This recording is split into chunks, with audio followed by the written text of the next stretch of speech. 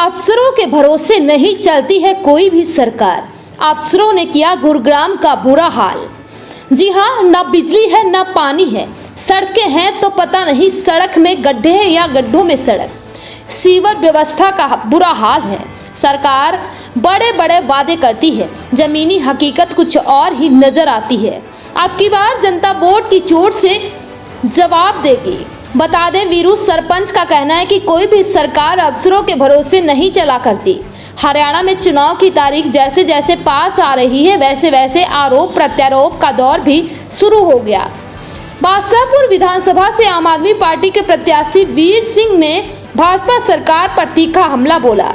वीर सिंह की माने तो बादशाहपुर विधानसभा इलाके में रहने वाले लोग मूलभूत सुविधाओं को तरस रहे हैं। इलाके में ना तो बिजली की व्यवस्था ठीक है और ना ही पेयजल की। सड़कों का बुरा हाल है।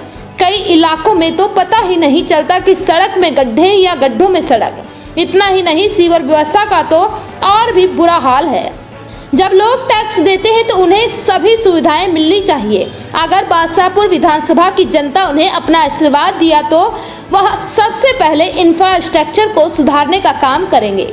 आम आदमी पार्टी ने दिल्ली और पंजाब की दिशा और दशा को सुधारने का काम किया है और अब वह हरियाणा की बारी है। अब आइए सुनते हैं आम आदमी प्रत्याशी वीर सिंह उर्फ वीरू की जुबानी, क्या है उनका कहना। वीरू जी, शहरी इलाके में पहुंचे हैं आप। शहरी इलाकों की समस्या को किस तरह से देख रहे हैं और क्या मानते हैं कि शहरी इलाके में भी बदलाव की लहर है? देखो, शहरी इलाके के अंदर लोग तो ये समझ के बैठे हैं अब भाई इनके पास कोई समस्या नहीं है, लेकिन मुझे देखने में यहाँ इतनी सारी समस्या है। सबसे पहले सीवर की है। बारिश के अंदर जो सारे जो सीवर की अब सफाई नहीं हो रही है एमसीजी के इलेक्शन ना होने की वजह से, जो सरकार ने अफसरों से जो सरकार चलाने का जो काम किया है वो कति सरासर गलत है। इस वजह से आप देखोगे तो कहीं भी सीवर सारे लोग ओवरफ्लो हो रहे हैं, कोई सफाई नहीं है। वैसे सफाई व्यवस्था जो कति खत्म पड़ी है।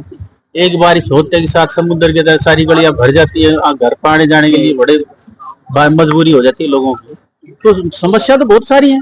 ये थोड़ा है भाई जो सेक्टर में रहने लग गया तो उसकी समस्या सारी सरकार ने सोल्व कर दी नहीं करी किसी ने। तो इसलिए फिर यहाँ आना भी जरूरी है। यहाँ अगर देखोगे तो अभी मेरी यहाँ जितनी भी सभा थी, सब आके अंदर जब मैंने उनसे पूछा तो उन्हें सबने बोला हम आम आदमी पार्टी को वोट देंगे, अभी बार कोई दिक्कत नहीं है।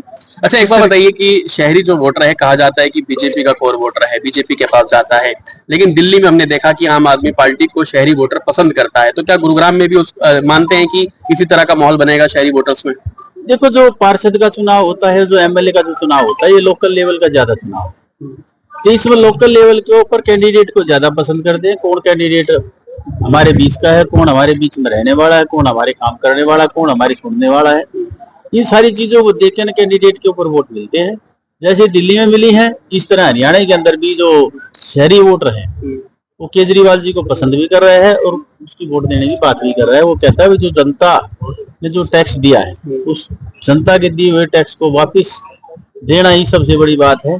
इसलिए वो ईमानदार आदमी है, तो ईमानदार पार्टी की सरकार भी उसकी वोट नहीं। क्या मानते हैं कि जो पुरानी सरकारें रही हैं, शहरी वोटर्स वोट जरूर देते हैं, लेकिन सिर्फ क्या वोट के इस्तेमाल ही हो रहा है शहरी वोटर्स का, इनकी समस्या का समाधान नहीं हो पा रहा है? शहरी वोटर को तो सिर्फ लूटने का काम कर रखा है पहली सरकारों ने। बताओ एक बात चीज बताओ, उन्होंने सारी चीज अपनी पैसे से की है। भाई मकान के अंदर रह रहे हैं तो हाउस टैक्स भी दे रहे हैं, प्रॉपर्टी टैक्स भी दे रहे हैं, डेवलपमेंट भी चार्ज दो दे के अपने जो रोड बनी है वो सारी ईडीसी आईडीसी सब ने जमा कराई है। उसके बावजूद उनसे प्रॉपर तरीके से जितनी भी उनकी कमाई है, कमाई के ऊपर इनकम टैक्स भी लग रहा है, जीएसटी के रूप में भी पैसे देने पड़ रहे हैं, लेकिन उसको मिला क्या? कुछ भी नहीं मिला उसके बदले में। ना तो कोई मेडिकल कॉलेज बनाया सरकार ने जो अपने बच्चों को सरकारी उसमें मेडिकल कॉलेज में पढ़ा कर उनको डॉक्टर बनाने का काम करे, ऐसे ना कोई लॉ कॉलेज बनाए सरकार ने जिसमें वे सोचा बड़े बच्चों को वकील बना ले। तो जो इनने आज तक जितना भी टैक्स दिया उस टैक्स का सरकार ने इनके लिए 1 रुपए का यूज नहीं किया। सिर्फ इनको एक लूटने पिछले 10 साल से 5 साल से क्यों 10 साल से हुडा सिटी सेंटर से आगे एक कदम मेट्रो नहीं देगी। आप जब भी देखोगे 6 महीने के अंदर एक अखबार के अंदर जरूर ये आ जाए अगर तो छपके ने कि डीपीआर तैयार होगी, यहाँ स्टेशन बनेगा, यह स्टेशन बनेगा, लेकिन पूरे 10 साल में सिर्फ कागजों में तो रहा, अखबारों में तो वो पोस्टर छपका आया कि यहाँ से मेट्रो जाएगी, लेकिन एक कदम भी चलने का काम नहीं किया। तो आप इस तरह से देखो, खेड़की टोल प्लाजा है, खोड़की टोल प्लाजा ने मेरे ख्याल 7-8 साल हो गए इसके पैसे पूरे हुए।